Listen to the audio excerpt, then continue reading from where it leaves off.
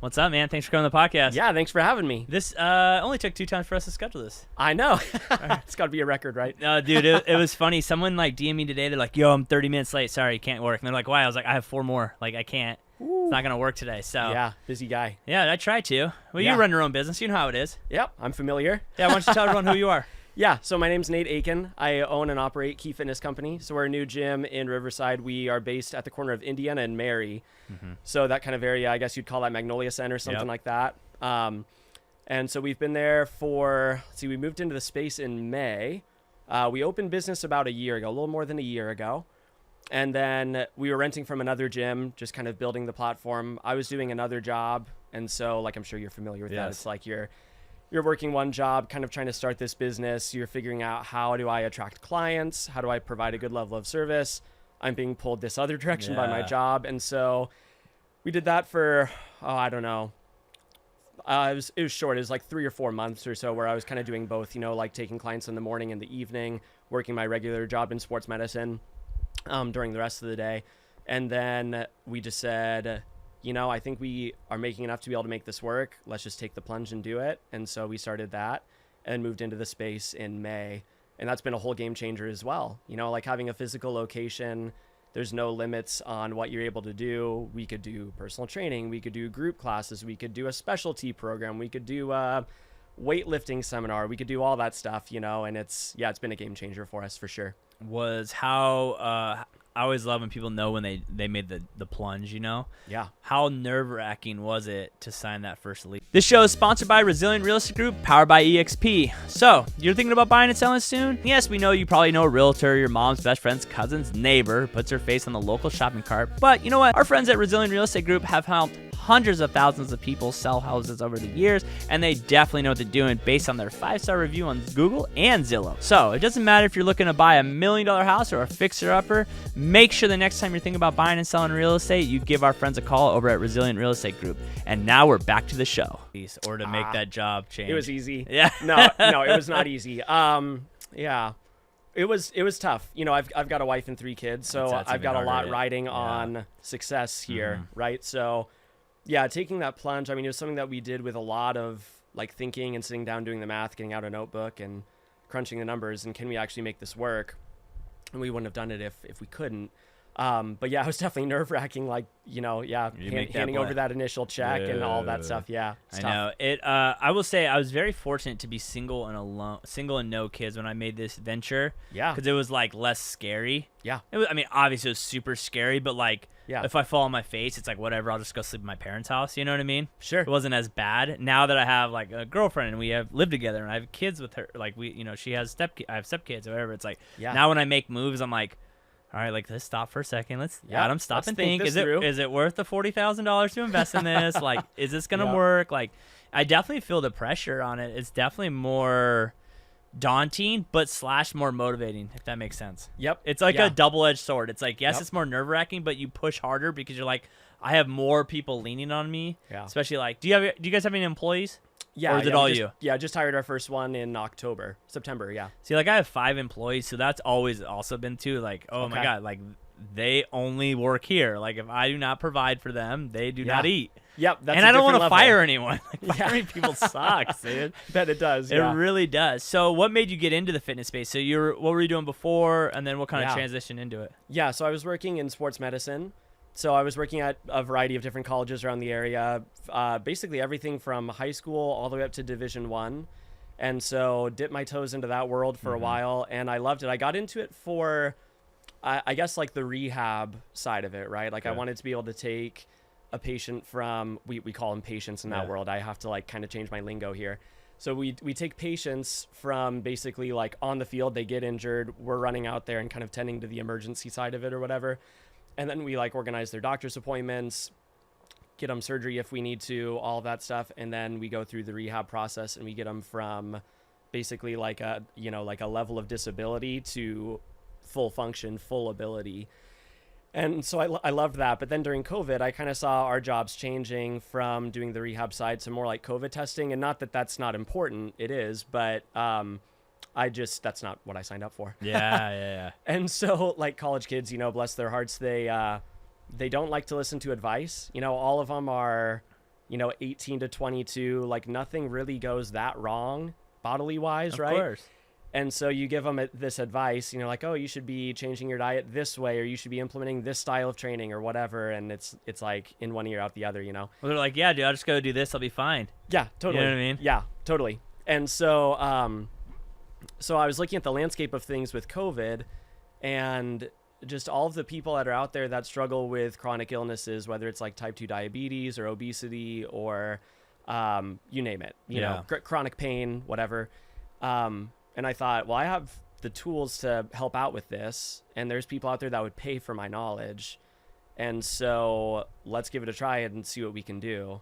So that's kind of what led to starting it. Yeah. So you guys, it's, gyms are so difficult because like everyone has their like own little niche, you know what I mean? Like tomorrow we're having Adam, who owns an Animal House, on. His is like athletes and like young athletes, and that's their style. Or you have CrossFitting or things like that. It's like, are you guys? You obviously said like type 2 diabetes, thing like that. Are you kind of more focusing on taking people that are unhealthy and getting them healthy? Is that kind of like the niche that you guys are going at? Yeah, I would say so. So, and we're kind of branching out a little bit now that I've hired my first employee and all of that stuff.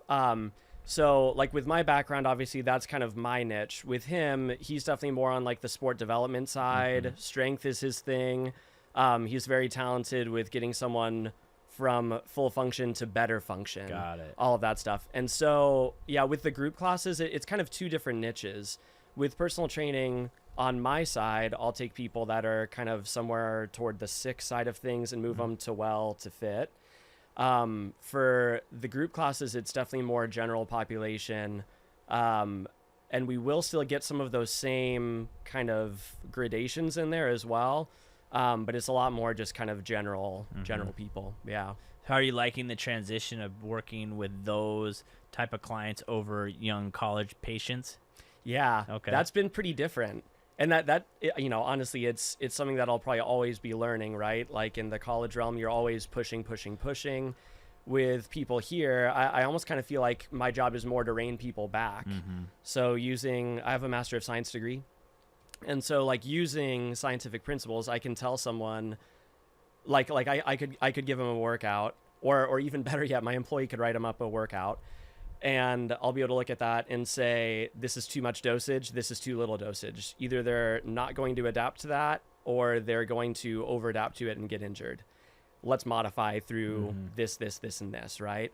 So things like that, I think it's more reining people back. Oftentimes so we use a CrossFit methodology to train clients, and I think a lot of people in that world tend to think more intense is better, and that's not necessarily always true. That's, I guess, another kind of big point for us is there's not a lot of CrossFit gyms out there that are reining people back. Well, yeah, because everyone just watched the CrossFit Games and they want all want to be on there, and rightfully so. More power to you, and that might be in the cards for you. You never know. But for me, if I believe that the methodology works, but I can't employ it on my wife's 94-year-old grandpa, what's the value in it, right? Well, the niche is so small. Yeah. It's not a business model that's functional. Yes. And that's the thing that people don't realize. Like, I'll have people hit me up and be like, I only want to sell high-end luxury in Riverside. Great. That's like 4% of the business in Riverside over $1 million. Like, it doesn't sell that often, so that's not a big enough niche. Yeah. And the thing about what people don't get with CrossFit Games is, like, those are like Olympic athletes, basically. They're the 1% of the 1%. Yep. Like, I had a buddy of mine who we umpired baseball together when I was in the minor leagues with him, and he was a big CrossFitter. Okay. And I'd watch him, front squat 405. Yeah. And he was just that guy. He could backflip.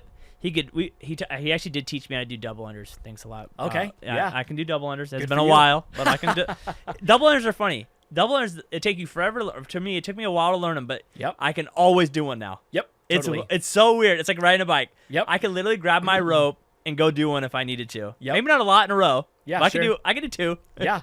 But Two is better than nothing. He was a guy that could just go out and front squat 405, and it was like, wow, like you're just that guy. You're just an athlete, and I can't do that. And I probably never will be able to. Like, and it is what it is. Like, yeah. Well, and even with that too, like people make a big deal out of, like you said, the CrossFit Games, or people being able to do like these tip of the iceberg kinds of things. But again, if the methodology works, I should be able to take it to the Olympic athlete and be able to challenge them. And I should also be able to dumb it down for someone who is disabled in some way, an amputee, a 94-year-old who can't sit down and stand back up or can't walk. I should be able to adapt it to all of those things. And if not, then there's maybe a gap in my coaching expertise. And I'll tell you this too, working with the older population makes me better at working with the younger population. Because the same way that scaling something down works, it's the same exact thing for scaling something up. So yeah, I think that there's tons of value that every coach, whether it's your niche or not, I think every coach could benefit from working with an older population. Do you think because it shows more of your flaws? Yeah, that, and it just demands creativity. Yeah. Demands creativity. I think that's what I like about it. That's why makes me LA keep on fitness coming back. trainers are the worst. They have the same program. I saw they have the same program. It doesn't matter. Like, I mean, I'm not, obviously right now I'm not in great shape, but like I do watch a lot of fitness and I know a lot of fitness stuff. But like I'll watch people and I'm like, that guy literally needs to just do cardio. They don't need to be doing this weird workout. Yep. He's 150 pounds overweight. Just get him walking first on a treadmill every day, and then slowly. I think they amp it up too much. It's like you're gonna get him super sore. Yep. He's gonna hurt himself. Yep. And then he's not gonna want to do this anymore. Yep. It's not worth it. Yeah. So when we take a new client in, we do what's called a no sweat intro. It's like a free consult basically, and they come in, they sit across from us, and we just talk about their goals, the way that we kind of do things, and then we make the sale and sign them up and all of that stuff. But then the first session after that, like I'm very clear with everybody. My goal is to keep you coming back. And if you're crazy sore, there are some people that are going to be like, yeah, I love it. That was awesome. I love being sore. And I'm like, okay, you're weird. I don't like being sore, That's why I don't like doing I don't like doing squats. Yeah. Every time I squat, I literally can't walk the next day, and I can't even walk down stairs. Yep. I'm the sorest guy in the world in squats. I'm like, I'm not doing them anymore. Yep. Well, yeah, and like in this building, you got to walk upstairs. So. A lot of them. Yeah, so your work depends on it. I know, we right? gotta keep you safe. And the elevator might be the slowest elevator in the world. Oh, Never is take it? the elevator. If you're ever in the lowering building, never take the elevator. It'll take you literally 10 times longer to get upstairs. Got it. Note to self. But luckily, you're a fitness guy, so you should have no problem walking up some stairs. Yeah, well, hopefully, yeah. If you can't walk upstairs, then I don't know if you should be training people. That is true. 100%. Yeah. So for you, like you just talked about something that's very interesting that a lot of people struggle with is when you do one side, so you're doing the training at the colleges and the high school stuff, and now you're into like a sales side. Yeah. How was that transition for you? Because I know a lot of people who they cannot make that transition into selling. They don't know how to like get the yes. They don't know when to close, or they don't have the ability. How was that transition for you? Yeah, that part's hard. I mean, yeah, it was really interesting when we came up with the idea to even do the gym. It was actually not even my idea. It was my wife's idea. And we were bathing our kids, and I was like, not 100% happy with the direction things were going at my old job. Loved the job, loved the people, just wasn't a big fan of like the day-to-day. And so she was like, well, I mean, you do fitness every day. Like, why not? And you coach it every day. Why not like do that as your thing? And that was the first thing that I thought of was, oh yeah, I remember like my grandma always said that I'd be really good at sales. And I was like, yeah, but what am I going to sell? Like, it's gotta be something that I'm passionate about. I don't want to be like, walking around selling something that's like gimmicky or, I don't know, just to make the buck. I always kind of perceived it as like this slimy Isn't it kind crazy? of process. Like, okay, I've got to con someone into buying my product. Isn't that crazy? But when you actually believe in what you're selling, then it's not a problem at all. And so it was definitely hard to kind of like learn all of that stuff. But once I did, it's like we use what's called a prescriptive model. I'm sure this is the same in your field too. It's like we listen to their goals, we give them what we think is going to be best for them, and then we say cash or credit, right? Yeah. And if they're really bought in, and if we've kind of led them along in the sales process to see that, okay, this is what I need, this is what's best for me. Then again, if it's out of their price range, not a problem. We can always like kind of match that. See, that's what we struggle with. Okay. We struggle with. That's the one thing I wish I sold. I wish I could sell. Like leads are super easy for me to get. Oh, okay. But if you can only afford $1,000 a month, I can't find you a place to live. Like it's impossible. Yeah, right. So my market of being able to get people to buy. Yeah. Like right now, I have someone approved for $625. I can't get them anything. See what I mean? It's like you do the whole world. You get them committed, you get them to buy in, you get them qualified. Nothing. Oof. That's why the last year sucked, but continue. Sorry. Yeah. Yes. No, I mean, that was basically it. Yeah. No, I relate to that. I mean, it's being in, like, I would call ourselves like a higher end fitness space, and like anything high end, whether it's real estate or a gym or supplements or whatever, anything high end, you're going to have that problem of qualifying the right people. And so, so I think that's been the hardest part, is like learning the business side of like, who do I attract? How do I make sure it's the right demographic and the right person, so that I'm not wasting their time and not wasting offering something that they can't even afford. Yeah, right. Yeah.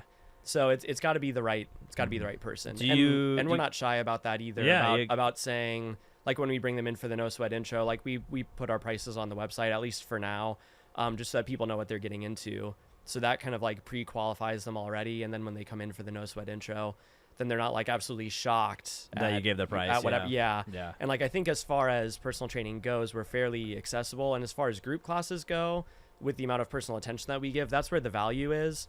So we're not like, this crazy gym that's doing like, oh, the minimum that we charge is $600 a month. You know what I mean? I feel like CrossFit, Taekwondo, Jiu-Jitsu, those guys, like most of the, like those type of gym, they're roughly the same. Everyone's kind of roughly around the same. Yeah. And if you're wanting the $19 a month for Anytime Fitness, and go to Anytime Fitness. Yeah. But just know that it's a different product, right? Yes. So like, I ran into someone today. It was my wife's birthday earlier today, so I like took her out on a date. And you're on her podcast today on her birthday. Yeah. Well, Yeah. She's like, "Do you, boo?" I did get her blessing before I did it. Okay, good. So, Listen, I was gonna say, he schedules himself, not me. Just so you know, no blame. Fair enough. So I take her out, and we ran into somebody that we knew, and I was talking to them about my gym and all of that stuff, and they were like, "Okay, gotcha." So like, are you guys like 24/7 and blah blah blah? And it was like, no, actually not so much. Like, a lot of people do perceive that every gym is kind of the same, but it's not. I mean, those gyms are access only, which is not a problem. Not slamming that at all. That's a great product. Different model for certain people.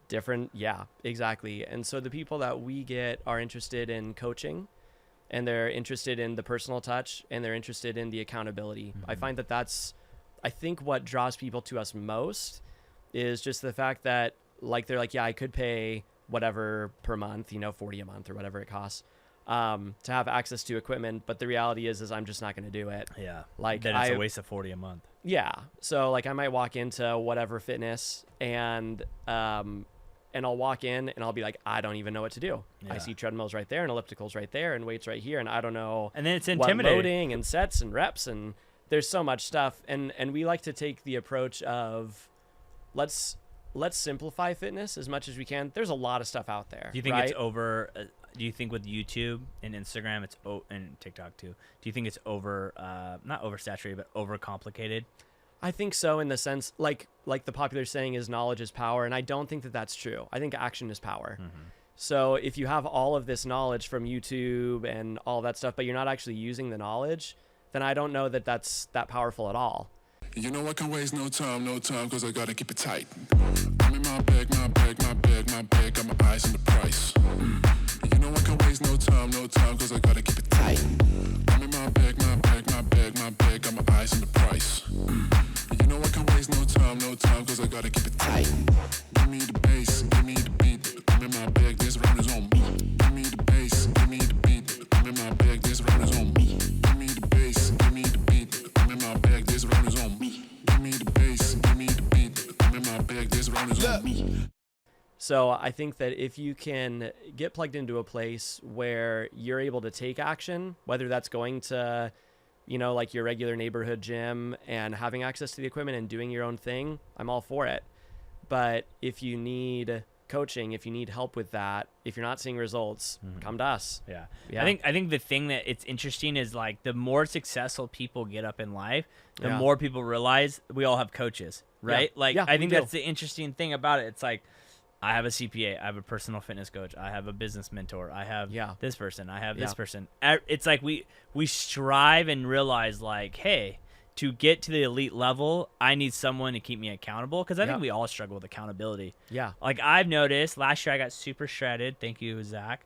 But Zach then moved to Arizona. Okay. And he would send me my workouts, and I would just, sometimes I'd go and sometimes I'd not. And so, like, sandbag it a little bit. Now he's back here. He'll be back here next month, and knowing that, it's like, okay, this is the time. that Yeah. we're gonna go. So going back to the warehouse idea, Yeah, right. is because I know I'm gonna only get busier and busier and busier with Yep. life. Hopefully, let's cross our fingers. That's a good sign. So it's like, okay, how do I reach my fitness goals?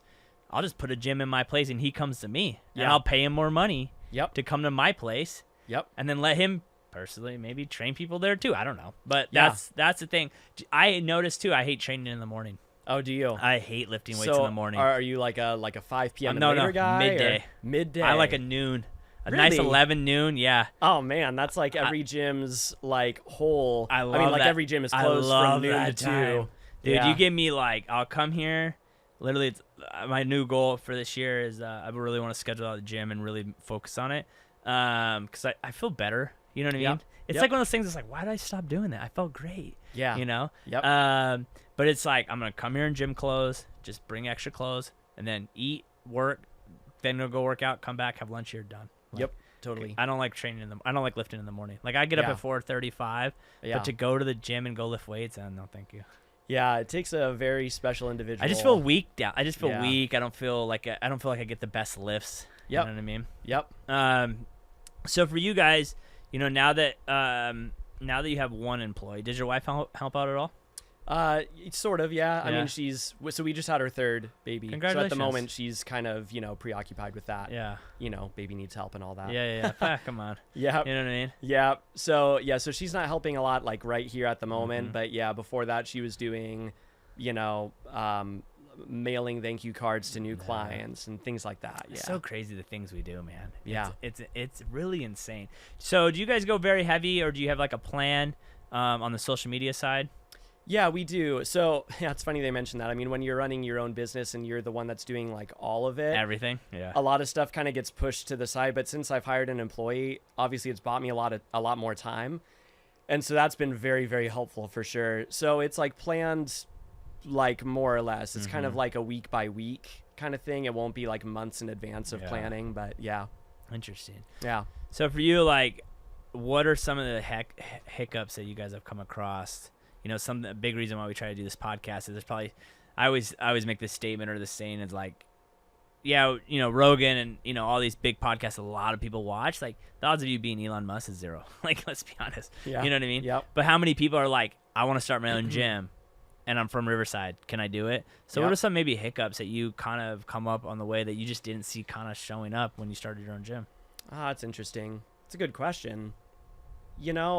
Like for me, I didn't know I had to have a business license. I'm not gonna lie. Oh, okay. Until they knocked on my door and like, you don't have a business license. I'm like, I'm a realtor. Yeah, but because you have a building now, you have to have a business license. I'm like, Sure. oh, okay, I didn't know that. Yeah, sure. Yeah.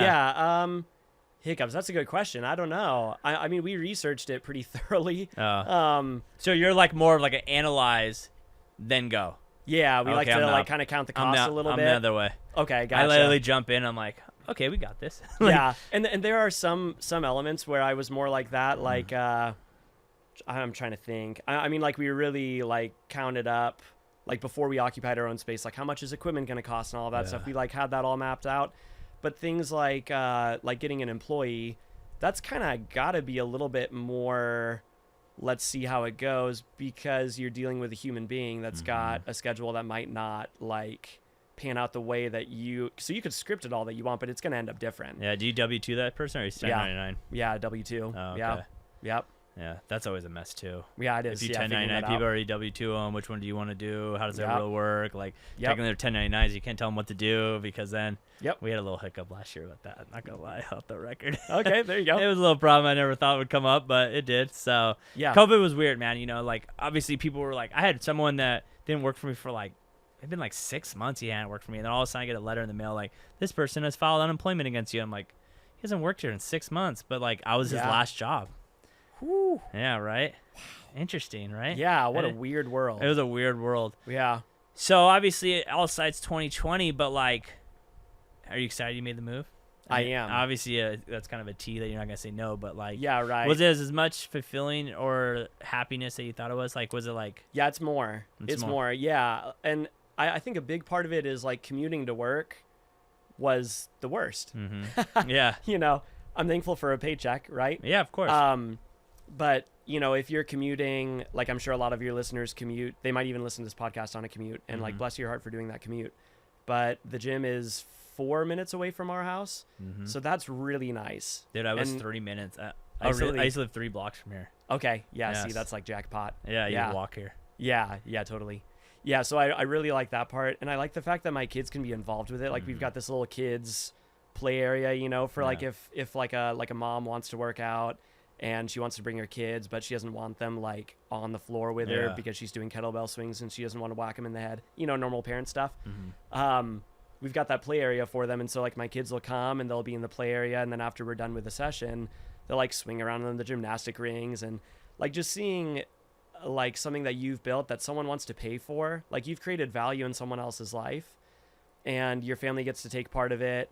And yeah, it's a good feeling. It's very fulfilling. It's almost it's funny you just said that. I think sometimes we underestimate that what it actually takes to do a transaction with someone. Yeah. It's There's actually a lot of pieces to it. There's a lot of pieces, and it's like, okay, I have to put out marketing out there of a product. Yeah. And then I have to get that lead, and then I have to close that lead, and then I have to perform for that lead, and then I finally get paid. And you're like, oh my God. Like, and I have to do this over and over and over. Yeah. Yeah. Yeah. And when I get kind of like topped out or whatever, I can't just like stop because like that was the problem I was running into back when it was just me before I hired the employee was like, I have as many clients as I could, like, I don't think I could take anymore. Yeah. So what do I do? So I'll just stop marketing for a little bit. And then if you happen to lose like 3 or 4, then you're like, oh, nope. Yeah. Okay. The stream it's not been flowing this whole time. I don't have anything built up.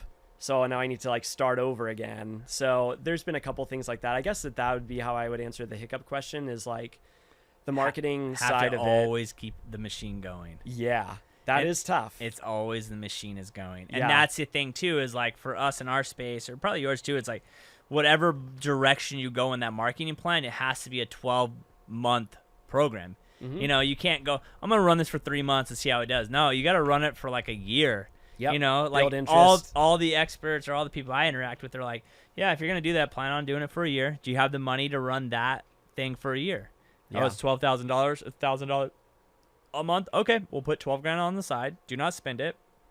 And that's the marketing money for that. Yeah, crazy. You know? Or even employees, right? Now you have the feeling of like, okay, I also have to make sure this guy stays busy. I can't just fire him when we don't have any clients coming in. Sure, yeah. Do you have the ability to turn it off when you get home? Or is it always your mind always running? We were just talking about that this past weekend. It really depends on the circumstance. Like, I'm trying to think of a good example, and I can't. But, yeah, I mean, I would say generally, yeah, most of the time, yes. But every now and then there will be, like, a problem scenario. Because I wish I could think of a good example. There will be, like, something that I'm working on or something I'm dealing with or something that I've been thinking about for a long time. And like, you know, this as a business owner, it's like when I first opened like Stress Dreams, that was a real thing where the whole day business is running great. Every client's happy. The bills are being paid. The kids are happy. The wife's happy. Everything's all good.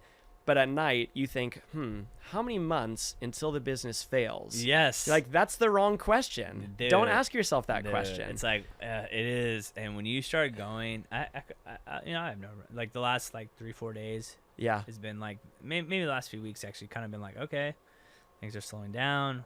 We have so much in the pipeline coming up, but can we make it that far? And then when that hits the market, is it all going to sell? Is that going to pay all the bills and whatever? Yeah. You know, when your bills are, you know, that's the thing people don't see. You know, this place is, roughly $20,000 a month to run all this, you know? Ooh. So you can imagine making $250,000 a year and be broke. Like, yeah, right. You know what I mean? Yeah, it's definitely possible. But people want to have I want to have my own business like you do. Okay, we'll spend $250,000 a year. Yeah. And then you got to keep the machine going. It almost becomes like an addiction because you start growing more and more and more. Yep. And you can't really let off the gas. Yep. You know what helps though is like we talked about this, I don't know, it was like 10 minutes ago, 15 minutes ago, about like coaching. Like all of us have coaches. And I was thinking about it a few months ago that like, okay, I know how to coach other people and I would like to say that I'm good at taking feedback and all of that stuff, but like, who's giving me business feedback right now? And like, I didn't go to business school. I don't know, like I know the ins and outs of how to train an individual, but I don't know the ins and outs of a business. And to say that like, oh yeah, I got this would be arrogant. Yeah. And so like getting a business mentor, like for anyone listening, on the cameras, hire businessmen, or don't even necessarily hire one. Just but surround yourself with them. Yeah, find somebody that can kind of point you the right direction. Like for me, fortunately, it was someone within my own industry. And that's been invaluable because there's things I don't think I would have hired someone when I hired someone if it weren't for her saying, hey, I think it's time for you to hire. Yes. Because no one wants to take on payroll. Yeah. No. Yeah. Because the fear factor is like, can I keep this going? Am I going to have enough money to pay this person? Am I going to, all the fears come in your head. Yep. Am I going to hire the right person? Yep. It's one more layer of risk to an already kind of risky situation. Well, it is a very risky situation to open your own business. And so it's one more layer of risk that you're like, do I want to pursue this? Yeah. But then you see the value of it and the opportunity to, like you said, not only provide for you and your family's welfare, but for potentially another family in the city. And that's invaluable. And it allows you to last. Yeah. You can't do it on you'll sooner or later burn out. It's called burnout. It happens to everyone. Yeah. Like we're at a point where we need to hire like 2 or 3 more people, but we can't because like just not yet. Maybe it's maybe first quarter of next year. Have you ever read the book called Traction? No, but read a lot of books based on it that reference it. Yeah. No, so Traction's anyone who runs a business should read the book Traction. Okay. That's the best book. Yeah. Okay. It's the best book because it breaks down like your yearly goal, your 3-year goal, your 10-year goal. It breaks down what they call its rocks. So it's every quarter you build out 3 or 4 rocks that have to move the company forward and have to be a big enough project to take close to 90 days to build that will move the company forward. Ours is like one of my rocks for first quarter of next year is build the videotape all the onboarding system. Yeah. So if a new agent comes on board, I never have to speak to them. Yeah. All the videos will teach them how to sign into everything, all the documents they need, everything. Yeah. To cut down on time. Wow. So that's a great book to read. Yeah. We're actually throwing a goal setting party for realtors and real estate people next Thursday. Oh, I'm nice. having an event here. Oh, because it's kind of the same thing. Like, like you might know people in the industry, but it's like, how do I build? Like, what are my goals? What should I be focused on? What are you doing? It's like it's kind of those things where it's like you have to kind of have those people around you. Yeah. Well, and there's so many things to focus on. It's so many things. It's like with like even regular jobs, it's the same thing. Your boss is like, hey, get this done. And this client is like, get this done. And you're like, okay, which one do I prioritize? And there's that tension everywhere in life. But I think with the business, it's magnified. Because now you're HR, you're marketing, you're making every big decision. And so if you wake up on a day, like on Saturdays, we don't have a lot going on. We just have the one morning class. So I've got all day Saturday to like, if I wanted to really drive the business forward, that's the day I'm going to do it. So sometimes I'll wake up on a Saturday and I'll be like, okay, I'm going to do a blog post and 4 social media posts and then actually, this sprinkler in the backyard also broke. And actually, it is pretty valuable. I don't want those plants to die. I should probably go do that. Okay, and then I'll get to the business stuff. Yeah. And then you start doing that, and the kids start like playing around in the hole that you're digging around the sprinkler, and you're like, okay, obviously, this is not working. Yeah. I need to be a little bit more structured, and having that business mentor definitely helped. Because it's someone that on Monday you got that call or whatever, and you're like, oh, well, you didn't do it. Yep. Totally. That's why I don't. That's why I think it like. I mean, luckily, I've unconsciously or consciously structured my life actually around the business. Okay. Meaning, like, I'm a real estate agent. We rent. People are like, why do you rent? I'm like, I'm not in a place in time. If something breaks, I can fix it. Yeah. I'd rather just call someone fix it. Yeah. I don't know where we're going to be living at. The goal is to buy a warehouse somewhere. I don't know where the house. I mean, obviously, I hope it's in Riverside, but it might not be. Maybe it's in Corona. Maybe, and I don't want to drive 35 minutes a day. Yep. You know what I mean? So it's like all these moving parts where it's like, and going back to like saving time. Yeah. People will start realizing time is so valuable. Yeah. Like if I can keep everything in a small niche, like even me, I know I had pizza today. The reason why I had pizza, I swear, is because I can walk across the street. It's slices that are ready and walk back. It's time. Yep. Antonio's? Yes. Yep. The best. It's time. It's not, they're great pizza, but the reason I go there, it's literally door to door, 4 minutes. Yep. And I don't want to spend 35 minutes. I don't want to jump in my car and drive somewhere where I used to be able to do that. Yep. Drive, go get lunch, sit around, come back. Can't do that anymore. Too busy. Yep. Yeah. So for you moving forward, like say your 5-year goal, like is it open multiple gyms? Is it to? That's a good question. Yeah. So I think in my mind, like a really, really healthy gym size is like 150 or less. And that's just based on like, like sociologists, I can't remember all of the little details of this, but sociologists talk about like 150 being like a magical number, where it's like community dynamics start to break down after you get past Too many people. 150 to 170 or something like that. And there's like these different stages building up to 150 where you have to like add layers of infrastructure to keep those relationships 'Cause alive. the hard part is you personally can't touch 150 people Correct. and keep them happy. Correct. So that's where like having employees and developing SOPs, like standard operating procedures of like, Which I suck at. Okay, I'm that's so like that's terrible. more my thing. Dude, you're better am. at like the leads and all Dude, that I stuff, and the am. marketing, and I'm better at the SOPs. Dude, if I could find a CFO right now, I need a CFO or Yeah. what is a CFO? Would it be? Yeah, Yeah. COO maybe. COO, yeah, COO, yeah. If I could find one of those, I need one of those so freaking bad because Yeah. that is what I'm absolutely brutal at. Okay. I am so bad at that stuff, like Yeah. building systems in place, whatever. Like, Yeah. but I'll run through a brick wall. Like, Yeah. go do this right now. Go, let's go. Yeah. But to like, okay, when this comes in, then we do this, and then that, and then this is how we do that, and then this email gets sent out. Yep. No, can't do it. Well, and like poor Ryan's my employee. Like he knows the staff playbook. It's so detailed. So like the page on like how to run a group class, it's like welcome everybody in. Make sure you say each person's name one time. Write their name up on the board. Brief them on the workout and the warm up. Take them through the warm up. Make sure that you say this, blah, blah, blah. After the warm up is done, Take a sip of water. turn the clock off, say, use the bathroom. And like, it's like very, very scripted. And that's not to like, make him do exactly what it says, but it's just to kind of set in motion. Like if I were to ever not be there for whatever reason, like for instance, having a baby, Yeah.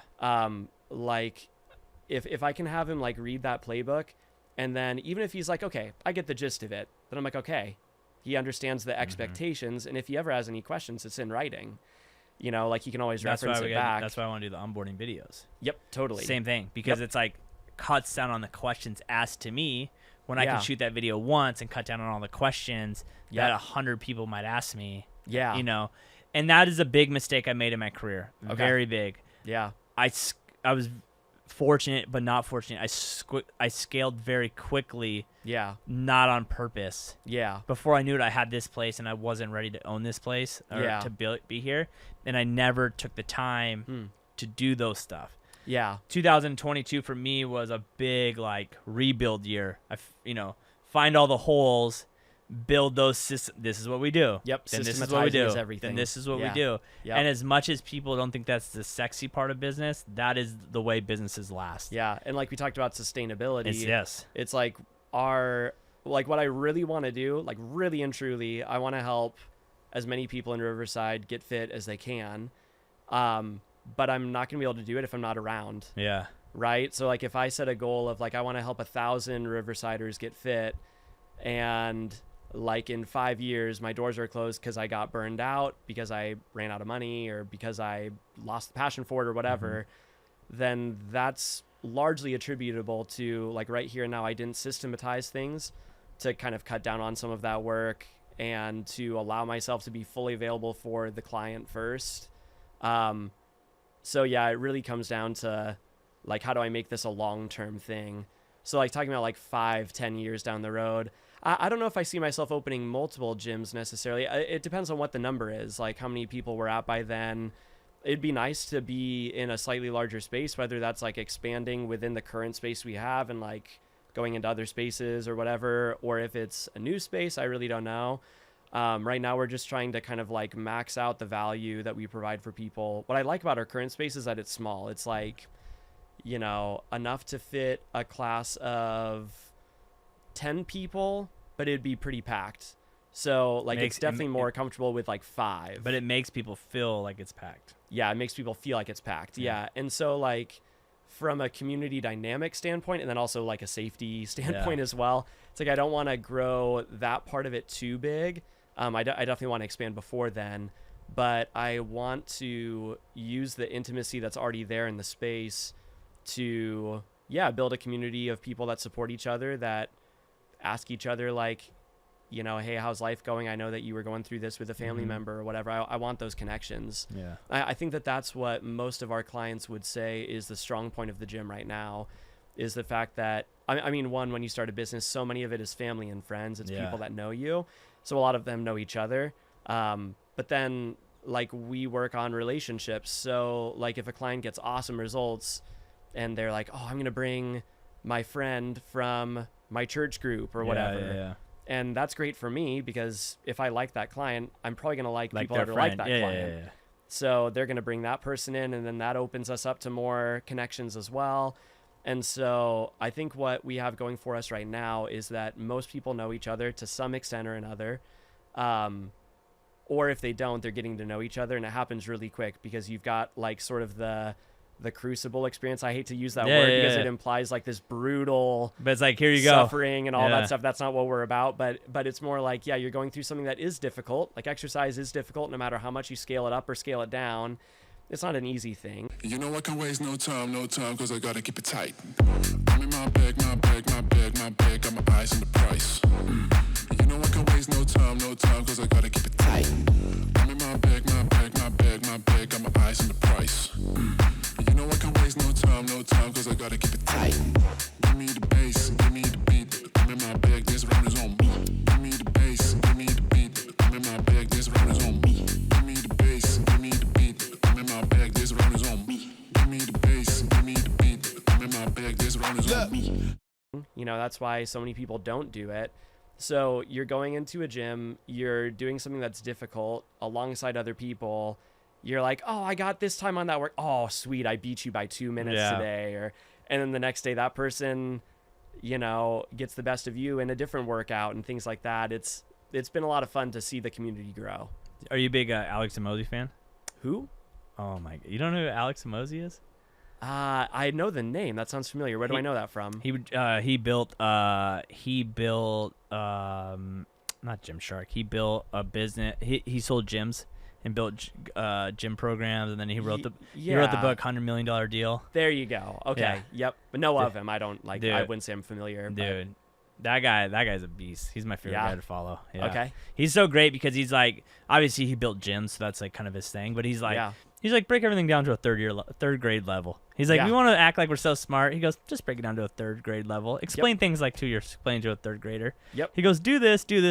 You make money. You figure it out. He's like, it doesn't have to be all techno. And I think that's the hard part too, is success, we want to act like it's so complicated, but really it's like consistency.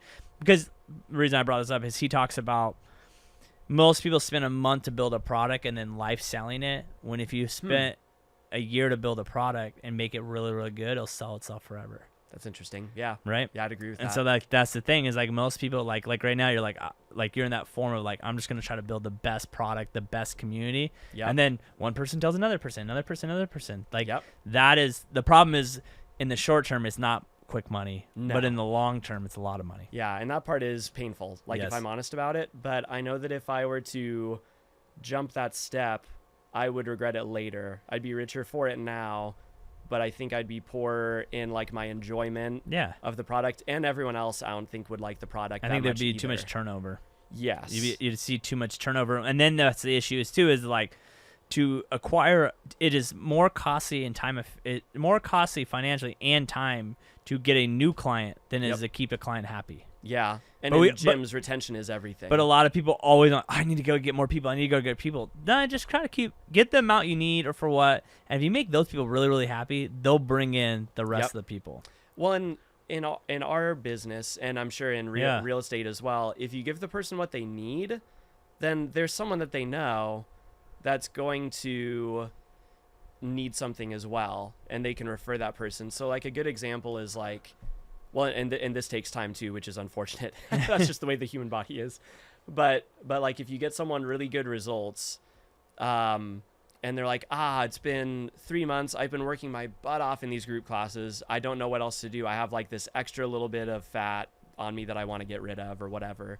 Or I want to increase my back squat, or I want to decrease my time on this workout or whatever the goal is. Then you're like, okay, I could either keep on having you go to group classes and be like, well, just work harder. Yeah. Or I could be like, your diet could probably use some cleaning up. Let's fine tune that. Let me sell you a nutrition package. And that's what you need most. You need like devoted time with that.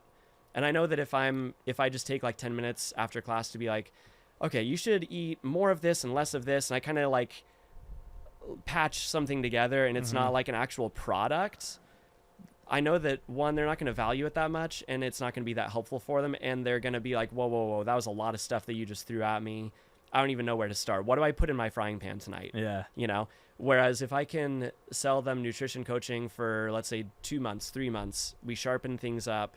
Not only does that help them in the short term in reaching their goal and it brings in referrals and all that stuff, but it also teaches them like a valuable life skill that they'll be able to use forever. Yeah. So to me, it's all about if you sell someone what they need, then you can expect business to come.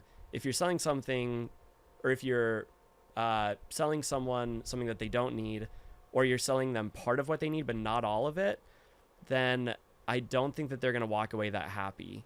So yeah, so I think that's part of our philosophy as well. Like give people what they need and cut out the stuff that they don't. Maybe someone doesn't need nutrition coaching. I'm not gonna be like, oh well, pay this much for this and it'll really benefit you when I'm looking at their diet and I'm like, oh, actually you're pretty sharp. Pretty solid, yeah. Yeah, like you really know your stuff there. So yeah, so it's all about identifying the need and really wanting to help. That's got to be first and foremost. I'll tell you what, anyone, if you really ever want to get rich, actually we were just talking about this on the last podcast. It was saying like if you really want to, if you're not happy in life, go figure out a way to help people. Yeah. As weird as that sounds, yeah. Anyone I know who's not happy, like you go help people, you'll feel good. Yeah. You got to go donate your time or your energy or something. It's human nature. It's so weird when you make someone else happy. Yeah. It makes you happy. Yep. And I bet you when you see someone that you took from here and now 3-4 months later they're here and you're like, now they have more energy and they have it's like, man, I did that. Yep. And I think that's the thing that was especially sucks nowadays is like, health is so hard nowadays. Yeah. I mean, if you look at photos from the 50s and now, like, it is obvious the way we eat is not good. Yeah. You know what I mean? Yep. It's just not, we're just not as healthy. Yeah. And that is going to shorten your life. Yeah. And it is what it is. And then, I will always laugh people. It's like, all these small little decisions will add up to that. Yep. And to get rid of that, it's going to take a lot of small little great decisions to get out of that. Yep. And it's hard. It's human nature, man. I wish we could be patient. Yeah. In everything. Business, fitness. Like, can I get a just be patient pill? Like, can I just take patience? You know what I mean? Yeah. Because I struggle with that too, with like working out, this. It's like, why am I not losing weight? I ate healthy for one day. Yeah. I worked out for one day. That really is the hard thing. That's like, I think a lot of clients, when they come in the door, I think that most of them understand that. Mm-hmm. And when someone comes to us and they say like, hey, I'm not getting the results that I want, then we have to ask why, right? Why is that? Like, was it your expectation? Like, did you expect that this would be a 2-month deal when you've been overweight for 10 years? Or is it the fact that it might be me. It might be that I didn't frame the journey correctly. So with everybody, we try and put them on a client journey where it's like, here's point A, point B, point C, and like every 3 months we'll check in and all of that stuff, just to keep people from wondering, like, does Nate care about my goal? Does Ryan care about my goal? Does, like, I'm not seeing the progress, but maybe I'm the crazy one. Mm-hmm. When you're like, no, maybe I'm just not checking in with you enough and I'm not framing it correctly for you. What I think too, it's like expectations online now is so difficult because it's like, I mean, I know what drugs look like, and I think most people who are not in the fitness space just think they're steroids, and they think it's just Barry Bonds or whatever, but it's like, there's so many drugs out there now that your famous fitness people are probably taking. Yep. If it's from, obviously, testosterone, HGH, peptides, SARMs, and whatever else there might be out there. Yeah. That is really the struggle is like, most, and now especially in the age like probably like 35 now, I think 35 probably, I feel like it's like now it's like TRT. Yeah. Like most guys are 35 on TRT. Yep. They're running 800 to 1,000 level tests every single week. Yep. And then you're trying to compare yourself to that person. Yep. And you're like, you know, it's so funny. We're like, oh, that person's natural. I'm like, you obviously do not know how this works. Like, Yeah. he is 55. She's 55 and shredded and jacked. Like, she's not natural. I'm sorry. It's not human nature. Time does not that. And that's the sad part is if you don't know that is in the world, then you're comparing yourself to an unknown thing. You know what I mean? Yeah. When I think a lot of fitness has to do with what are you trying to pursue? Like, this goes back to like bare basic definitions, right? With like it might be that you have an aesthetic goal. And I've got no problem with that, but that's just not what our gym does. Yeah. So you've got an aesthetic goal, or you've got a function goal, or you've got a event goal, or you've got That's a life, like a longevity goal. Yeah, just like you're on the steps of diabetes, and I got to get away from this. Yes, yeah, you know and what I mean? I think that's kind of what differentiates our gym is we care. It's not that we don't care about any of those goals. Yes. But if we had to lean one way, we would lean strongly on the function side. Like, if I could get you to function better, even if you don't necessarily like look all that different, Your life will be better. Your life will be better. Yeah. It's like when I took anatomy and physiology in grad school, we talked about like this tension between like, if you ever want to know what a structure does, look at the way that it's structured, right? So like, the direction of pull of a muscle is going to tell you what motion it does. So like the reason that the bicep makes the elbow go this way is because of the way that it's structured, right? And then vice versa too. So structure dictates function, function dictates structure. So in fitness, when you're figuring out like, what do I pursue? We're always going to lean toward, let's get this structure to function better. And the way that the structure looks, it'll follow. It'll follow through that. Yeah. And so I think it all has to do with focus. Like if someone comes to me and they say like, hey, I want bigger, whatever, fill in the blank, then I'll say, that's great. Like you'll be able to get that. It's going to be a slower journey. And if you want that a little bit quicker, there is a great gym down the street. But it's smart for you to do that. Yeah. Because now you're more focused on your marketing, your direction, your company brand. And when you're more narrow, you have less competition. Yes. Yeah. And I would say too that like I'm just not going to be able to help. You can't help everybody. And I think that if I'm getting people that have different expectations and what I'm actually really good at, like I'm really good at function. I'm really good at like increasing your back squat or increasing your deadlift or lowering your whatever workout. But to get you on a bodybuild stage is probably not your. Yeah. I mean, look at me. Like I'm not a bodybuilder, right? Yeah. But I'm very, very fit. So again, it goes back to definitions. So like if you're pursuing fitness as increased work capacity, I'm your guy. Come to me, right? If fitness is like take your shirt off. Yeah. It might not be the best fit, and that's totally okay. You got to know your niche. But even like take like the Animal House. Like the Animal House is strictly for athletes. Like if you're not an athlete, you don't go there. You know what I mean? For the most part. If you're an athlete, you don't work without them. Like that's just not how it works. Yeah, and that's very much on the function side. Yes. Yeah, that's like the tip of the spear function, whereas we're more like function for the everyday person. Yeah. Which is great because then it opens up your marketability even to way more. Yeah, totally. And I think that the increase of the people that are going to need your help is getting younger and younger and younger. Yeah. You know, there's a lot of 20-year-old people that I see in this world that they can't even lose weight because their body can't even move in the right ways to be able to make the movements that they want to make anyways. Yep. It's like I'm a decent golfer and I'll play golf with people and they're like, why can't I play golf? I'm like, your body's not even in the position to be able to make the swing that you should be making the swing because your hips don't move, your back's tight, your hamstrings are tight, you're overweight, like your shoulders locked in, like you can't even get the club in a spot that can hit it. And to be fair, golf is tough. Very tough. Yeah, and then I sympathize with those people. But they're like, but that guy's really big. I'm like, that guy's been swinging a golf club for 40 years, and he's been swinging it with that body for 40 years. He's had learned to work a way around his negative attributes of his body. Anyways, man, I have had a great time. Why don't you tell people how to get a hold of you? Yeah. What's the best way to contact you? Yeah. And so they can, if there's someone looking that needs to be more functional, live a healthier life, and they want to reach out to you, what's the best way to get a hold of you? Yeah, so on Instagram and on Facebook, you could just find us at keyfitness.co. And then, nope, sorry, that's not true. Key.fitnessco. Yeah. Knew I'd mess that up. So yeah, we're on Facebook, Instagram, and then keyfitnessco.com is our website. We've got like a little button that just says book your free no sweat intro. So it's super easy. You just go to the website, click the link, and then you enter in your contact details, select a time, and then you're all set. So it's very easy to do that. Yeah. I think the biggest thing is if we make, it's interesting. So many calls I have with people and talks with it's like the moment we can make the person who doesn't know more comfortable to step in that, the better off. Like I really want to get into jiu-jitsu. Like I don't know why, I just kind of want to do it. Yeah, because it's a cool thing to do, right? I'm not gonna roll, right? Yeah. But it's such. I'm actually doing a podcast with a guy in 2 weeks over it.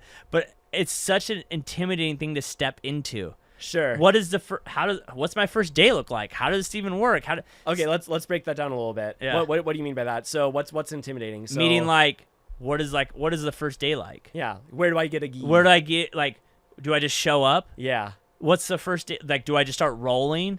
What does this look like? How many classes? Like, you know what I mean? Yeah. It's so like the first guy I had it was a barber walking into a niche barber shop. You don't know anyone. They don't know you. Yeah, they ask you what you want done. What do you want done? I don't know, just like make it shorter. Yeah, do you have an appointment? No, I'm just trying to walk in. Sorry, bro, fool. Like, why would you walk in? You know what I mean? It's the level. I got really into biking, mountain biking and road biking. Same thing. Like you walk in, I don't know any of this. Luckily, my friend's a really good biker and works at a bike shop. But like, outside of that, I'm like, I don't know what these things are. I don't know what I need. Yeah, I don't know the lingo. Yeah. It's intimidating. Yeah. So that's what the no sweat intro process is for. And that's why he made it. Yep. Is because we don't want someone to walk into a class and have no clue what's going on. Yes. We want to be able to figure out, like, are we the right fit for you? Are you the right fit for us?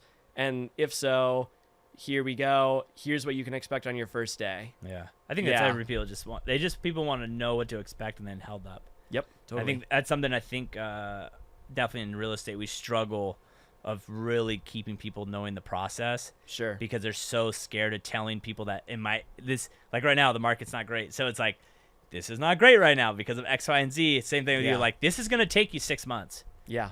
And some people are scared. LA Fitness is scared to tell you, like, listen, dude, it's going to take you 6 to 8 months to get what you're looking for. Are you ready for that commitment? Sure. No, I'm not. Okay, well, then this isn't going to work. Yeah. You know what I mean? Because for you, it's smart. You'd rather keep people than, bring in the wrong people just to make a quick monthly fee, and then they're out 4 weeks later. Yep. Turnover rate's not good. So thanks, man. Appreciate your time. I learned a lot. Honestly, Yeah. I love doing this stuff. I learned so much. It is so crazy how you love if I could get you to write manuals for me, I'd love that because I am the worst at it. I don't even know where to start. Like I pull it up on Word and I'm like, step 1, squirrel, do the thing. And I do this, like show up. Like my brother's kind of like you, like it's very analytical and step by step by step. And I'm like, just go do it. And he's like, what are you talking about? I'm like, go do. He's like, do what? And I go, just go do it. I don't know what that means. Yeah, my dad was a pilot, so like everything I think about is like checklists. Oh yeah, Yeah, he's like, oh, that makes sense. Yeah. So That's where I get it from. You didn't want to be a pilot?